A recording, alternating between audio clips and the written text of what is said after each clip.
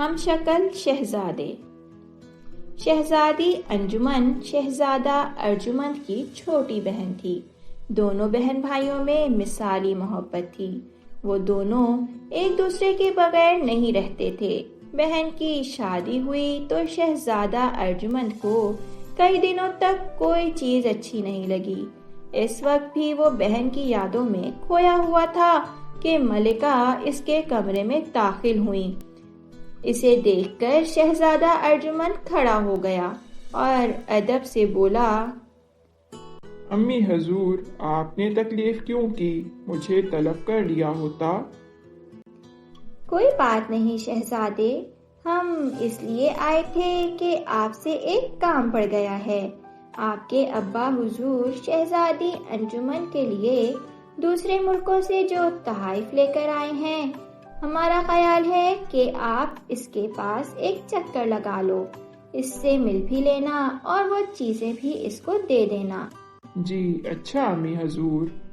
شہزادے ارجمند نے کہا، اور اگلے روز شہزادہ ارجمند ملکہ کا دیا ہوا سارا سامان لے کر اپنے محافظ سپاہیوں اور خادموں کے ساتھ سفر پر روانہ ہو گیا۔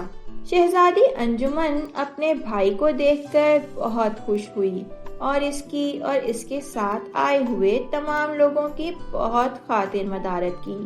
شہزادے نے بہن کو بتایا کہ ملکہ اس کو ہر وقت یاد کرتی رہتی ہیں۔ شہزادی نے وعدہ کیا کہ وہ جلد ہی ان سے ملنے آئے گی۔ شہزادہ ارجمند واپسی کے سفر پر روانہ ہوا۔ وہ لوگ صبح ہی صبح سفر پر روانہ ہو گئے تھے۔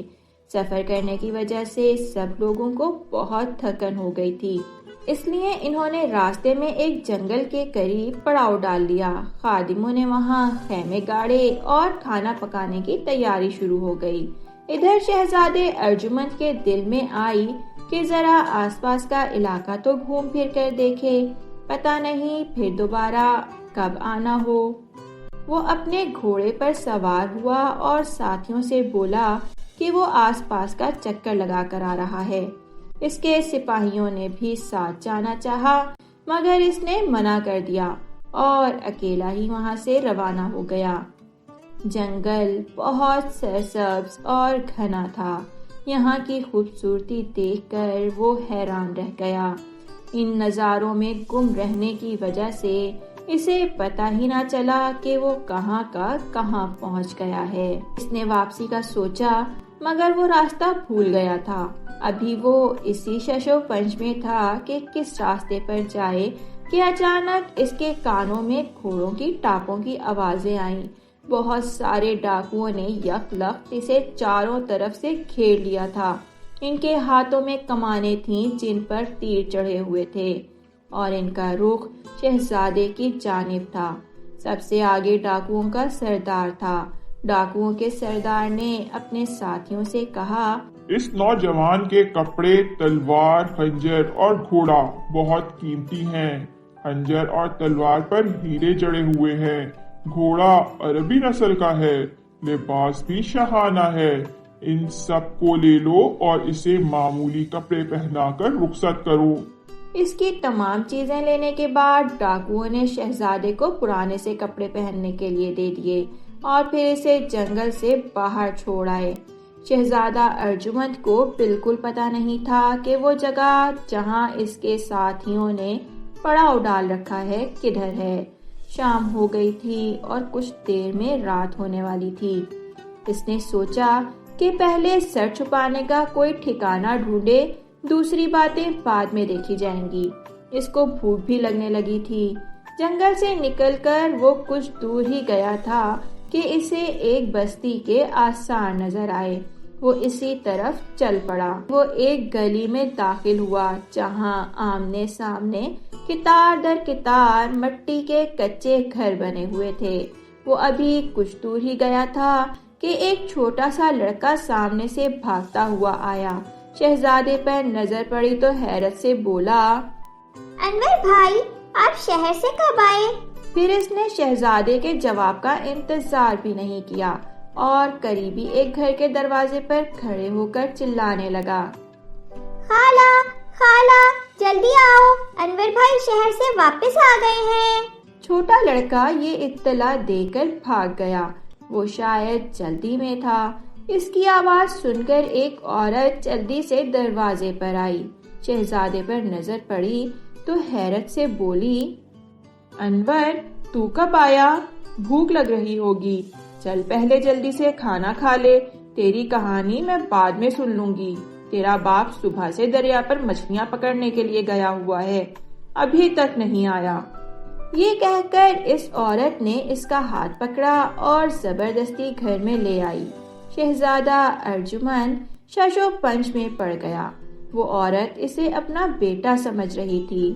اس نے اس کی غلط فہمی دور کرنے کے لیے کہا، مگر میں آپ کا بیٹا نہیں ہوں۔ اس کی بات سنی تو اس عورت کی آنکھوں میں آنسو امڈ آئے۔ انور، میں تجھے دریا والی بات اس لیے تو نہیں بتائی تھی کہ تو ایسی باتیں کرنے لگے۔ یہ ٹھیک ہے کہ تجھے بچپن میں ڈوبتے ہوئے میرے شوہر نے دریا میں سے نکالا تھا، مگر تجھے پالا تو ہم نے ہی ہے۔ اب ہم ہی تیرے ماں باپ ہوئے کہ نہیں؟ اس کی بات سن کر شہزادہ ارجمند حیرت کے سمندر میں غوطے کھانے لگا۔ اسے ملکہ نے بتا رکھا تھا کہ اس کا ایک اور جڑواں بھائی بھی تھا۔ ایک روز جب وہ بہت چھوٹے تھے تو بادشاہ کے ساتھ دریا کی سیر کو گئے۔ دریا کا بہاؤ تیز تھا، جس کی وجہ سے کشتی الٹ گئی۔ بادشاہ کو تیرنا آتا تھا، مگر اس نے ارجمند کو تو ڈوبنے سے بچا لیا، مگر دوسرا بھائی بہتا بہتا جانے کہاں نکل گیا۔ بعد میں اسے بہت ڈھونڈا گیا، مگر وہ نہیں ملا۔ ملکہ اپنے اس بیٹے کو یاد کر کر کے اب بھی روتی رہتی تھی۔ اب شہزادے نے اس عورت کی باتیں سنی تو اسے یقین ہو گیا کہ انور ہی اس کا بچھڑا ہوا بھائی ہے، جسے اس عورت نے ماں بن کر پالا ہے۔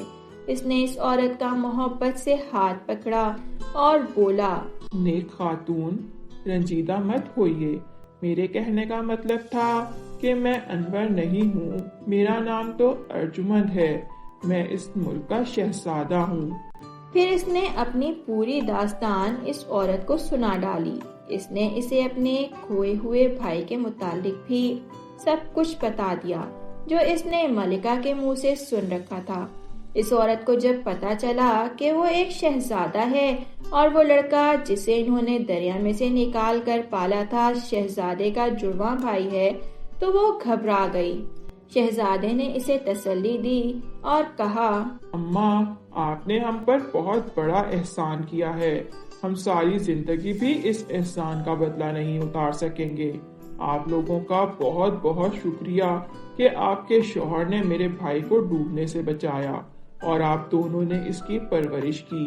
ابا حضور اور امی حضور تو بہت ہی خوش ہوں گے اور آپ کے احسان مند ہوں گے، آپ لوگ بہت اچھے ہیں۔ جب انور گھر پہنچا تو وہ شہزادہ ارجمند کو دیکھ کر حیران رہ گیا۔ وہ شکل و صورت میں بالکل اس جیسا ہی تھا۔ وہ سوالیہ نظروں سے مچھیرے کو دیکھنے لگا۔ پھر اس کی نظر مچھیرے کی بیوی پر پڑی۔ اس کی آنکھوں میں آنسو تھے۔ وہ جلدی سے اس کے پاس گیا۔ ماں، آپ کیوں رو رہی ہیں؟ اور یہ میرا ہم شکل کون ہے؟ مچھیرن یہ بات تو اس کو پہلے ہی بتا چکی تھی کہ وہ انہیں دریا میں سے ملا تھا، مگر یہ بات انور کو ابھی پتا چلی کہ وہ ایک شہزادہ ہے۔ وہ لوگ محل پہنچے تو شہزادہ ارجمند پیچھے رہ گیا تھا اور انور آگے تھا۔ اتفاق کی بات کہ کچھ دیر پہلے اس کی بہن شہزادی ارجمند بھی اپنے شوہر کے ساتھ محل پہنچی تھی۔ اس نے جو انور کو دیکھا تو دوڑ کر اس کے سینے سے لگ گئی۔ انور گھبرا گیا۔ اس نے کہا، شہزادی دور ہٹو، میں تو انور ہوں، شہزادہ ارجمند پیچھے آ رہا ہے۔ اس کی بات سن کر شہزادی ابھی حیران ہونے کی کوشش کر رہی تھی کہ اتنی دیر میں شہزادہ ارجمند بھی وہاں پہنچ گیا۔ اسے دیکھا تو شہزادی نے حیرت سے ایک چیخ ماری۔ وہ کبھی انور کو دیکھتی اور کبھی شہزادہ ارجمند کو۔ اس کی چیخ کی آواز سن کر بادشاہ اور ملکہ اور اس کا شوہر سب دوڑ آئے۔ انہوں نے جو ان دونوں کو دیکھا تو حیران رہ گئے۔ ان کی سمجھ میں کچھ نہ آ رہا تھا۔ شہزادہ ارجمن نے ان لوگوں کو جلدی جلدی سارا قصہ سنا دیا۔ اس کی بات ختم ہوئی تو ملکہ نے آگے بڑھ کر اپنے بچھڑے ہوئے بیٹے کو گلے لگا لیا اور روتے ہوئے بولی، مجھے یقین تھا کہ ایک روز میرا بیٹا ضرور مجھے مل جائے گا۔ یہ جذباتی منظر دیکھ کر وہاں کھڑے سب لوگوں کی آنکھوں میں آنسو آ گئے۔ بادشاہ نے بھی آگے بڑھ کر انور کو گلے سے لگایا۔ انور کے اچانک مل جانے سے ہر جگہ خوشیوں کے شادیانے بجنے لگے تھے۔ خاص طور سے ملکہ تو بہت خوش تھی۔ اس کا برسوں کا بچھڑا ہوا بیٹا جو مل گیا تھا۔ خوش تو شہزادی انجمن بھی بہت تھی، جس کے اب 2 بھائی ہو گئے تھے اور وہ بھی ایک ہی شکل کے۔